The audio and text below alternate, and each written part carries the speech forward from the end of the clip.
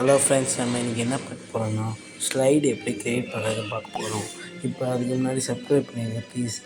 Free side அது இல்லைனா இப்போ நான் ஒரு .com சொல்கிறேன். அந்த .com யூஸ் பண்ணிங்கன்னா சீக்கிரமாக நீங்கள் யூஸ் பண்ணலாம். இது போடுறேன் பாருங்கள். இந்த டைப் பண்ணிகிட்ருக்கேன்.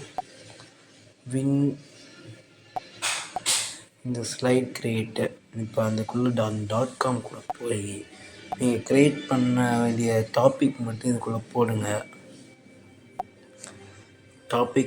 டக்குன்னு எஃப்ஏ ஷாப்னா அப்படின்னு சும்மா போட்டுறேன். ஓகேவா?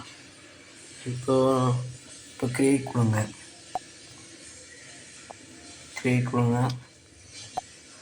இது இப்படி இருக்கும். இதில் நீங்கள் சேஞ்ச் பண்ணால் கூட சேஞ்ச் பண்ணிக்கலாம்.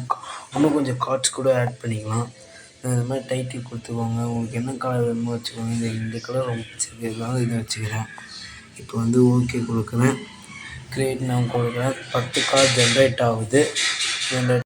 வெயிட் பண்ணுங்கள். அப்புறம் டவுன்லோட் ஆப்ஷன் வரும். அது மாதிரி கொஞ்சம் நேரம் வெயிட் பண்ணிகிட்டே இருக்கணும். 10 ஸ்லைட் க்ரியேட் ஆகும்ல, 10 கார்டு அதாவது. புரியுதா?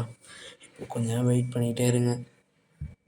அதுக்குள்ளே சப்ஸ்கிரைப் பண்ணிட்டு வந்துடுங்க. கீழே இருக்கிற பெல் ஐக்கான் கிளிக் பண்ணி சப்ஸ்கிரைப் பண்ணுங்கள். பண்ணிட்டீங்களா? ஓகே, எனக்கு ஒரு 4 ஸ்லைட் க்ரியேட் ஆகிருக்கு.